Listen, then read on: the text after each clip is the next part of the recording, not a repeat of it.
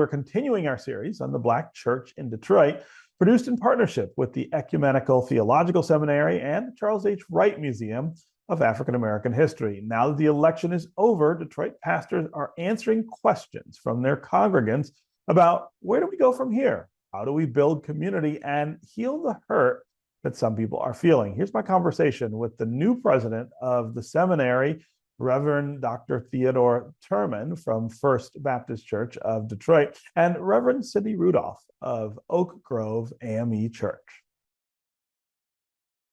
I want to start with this idea. Politics has become too big, in my opinion. And what I mean by that is that our political beliefs and expressions, what happens in our politics is no longer just about politics. It is bleeding over into all kinds of other things. The relationships we have with people we know, in some cases, the relationships we have with members of our families. I'm sure the two of you could tell lots of stories about politics interfering with religious activities and beliefs and congregations. It seems like at times like these, when you have an election that is very contentious and where people have lots of very strong feelings about it, we're reminded of how big politics has gotten and the need to kind of roll that back. I'm imagining that one of the roles that you two play is in trying to help people put that in better perspective. So let's start there. Just give us a sense of what the conversation is like in your congregations right now. Reverend Rudolph, I'm going to start with you. We are living in a time of tremendous division and discord. At every turn, we see viciousness and vitriol. Our nation is more divided now than I think I've ever seen it.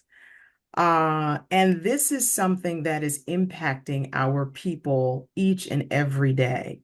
What I am concerned about is when we think about the mental health of those that we serve. So many of us 2 weeks ago woke up to sort of a dystopian reality that has caught us completely off guard for some of us. Some people were expecting it, but some were caught off guard. People like me were very hopeful, and we are now dealing with how to move forward. But in the midst of that, I'm very concerned, yet I am hopeful and I'm inspired to continue the work. Because what I'm concerned about is the level of apathy. We saw that only 47% of Detroiters voted. That is disturbing beyond words. And so I'm concerned about the apathy. And I think part of what's fueling that is people are not really in tune with just how politics touches their everyday life. Everything from whether or not your trash is picked up to, your engagement with law enforcement, to the justice that you seek, all of those things and more, the prices of gas and groceries, all of those things are impacted by politics, whether or not your insurance is going to cover your illness and whether or not your copay is going to be exorbitant. All of those things and more are impacted by politics. And so we really need to begin to focus more on teaching civics so that people have a greater understanding of just how politics impacts their daily living. And I think we also need to do our part to uplift the spirit of the people that we serve, because we need to understand that even though there is cause for tremendous concern, because we are people of faith, we hope in God, and we hope nonetheless for a greater future. And we trust that God is going to shield and cover and protect and keep us even in the midst of turmoil, viciousness, vitriol, division, discord, or anything else that we face. Yeah. Dr. Turman, give me a sense of what you're feeling or hearing or picking up from Sure. your congregation?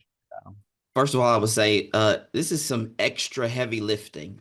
I think one of my concerns is that I think African American church leaders have not sufficiently come to terms, not just with how divided the culture is, but how divided our churches are and how divided our individual churches are. I think we are overestimating the feelings of our church members.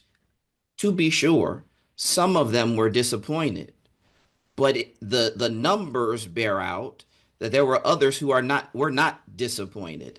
Some of our African American men were not disappointed. Some of our African American women were not disappointed. And I think that we have to come to terms with sort of what some of our pulpit advocacy did not do, that it has not necessarily persuaded slash educated some of our um, congregants, and we have to reckon with how much influence do we still have Mm. from the pulpit. We can certainly be congregational care providers, and I think that there is a lot of great work that is being done, and a lot of good preaching has come out of the last 2 Sundays as folks have tried to make sense and sort of put it in biblical terms. But I think that some of us have not sufficiently spent time dealing with the number of our members who have voted for candidates that we did not expect Yeah. on multiple occasions. Yeah. So, Dr. Turman, are you hearing from people in your congregation Absolutely. in that way? What are they Absolutely. saying? What are they Now, saying to you?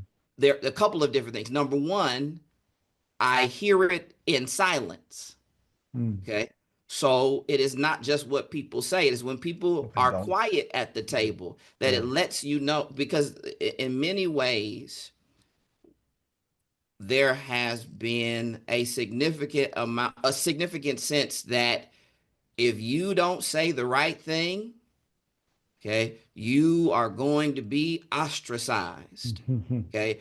And so, or that there is no room for debate or even empathy for people who may have voted in ways that we did not want them to. Mm. And so I hear it quietly in text messages. I hear it quietly in sort of in the receiving line when some people, again, men and women, who were prioritizing different things, who were responding to different commercials, Mm. were downplaying certain pieces of narrative while uplifting others, and have said things after Bible study to me. I just want you to know this is what I did.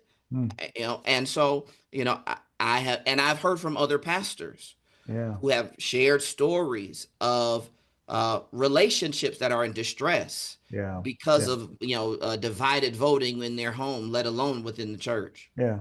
Reverend Rudolph, I want to give you a chance to talk about what you're hearing specifically from people in your congregation and whether you're hearing that same thing, but also to talk more about, I guess, the pastoral role in trying to help people with that. Again, politics doesn't really belong in the church, um, but it's there. So, as a church leader, what do you do when these things are presented?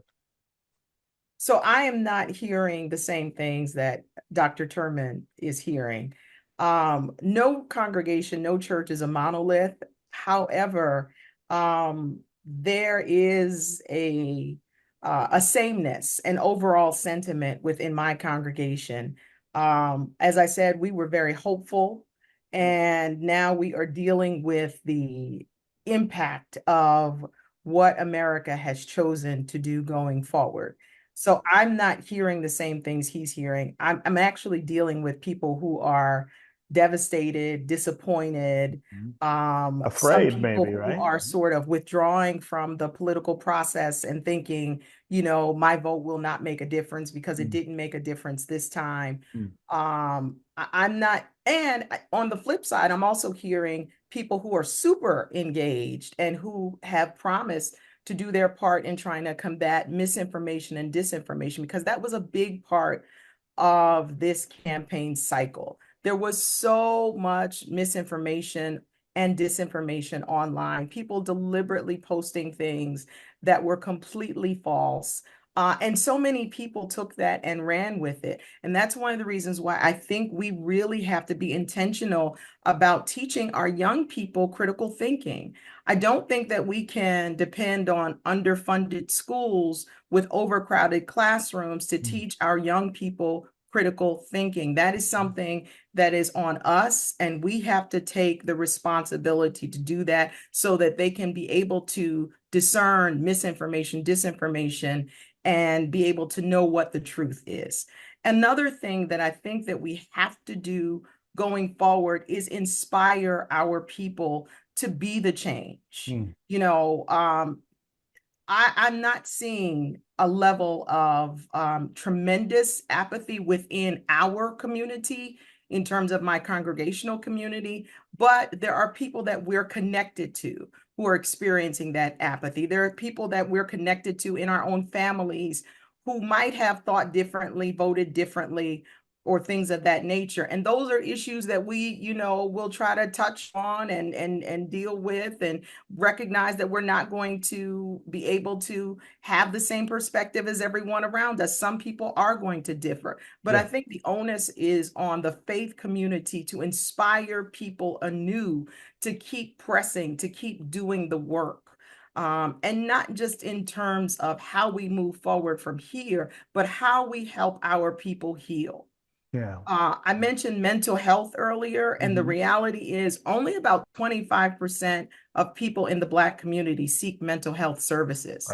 At times like these, we really need to be pushing for mental wellness, pushing for people to go and talk to someone about what it is they're feeling and what it is that they're struggling through. We can pray for you all day, but there is nothing wrong with you praying and being in counseling. And I tell that to people all the time. The two things are not mutually exclusive. You can have Jesus and a good therapist.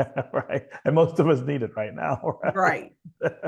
Dr. Turman, talk more about what it is you see as your role in I guess mitigating some of these tensions that you're seeing play out in your congregation. What is that pastoral role when you have people who, as you say, don't feel comfortable saying what they believe or don't feel comfortable talking about what they're doing? You're supposed to be able to feel comfortable in a religious setting. Everyone is supposed to be accepted. What's your response to that when you see it? Sure.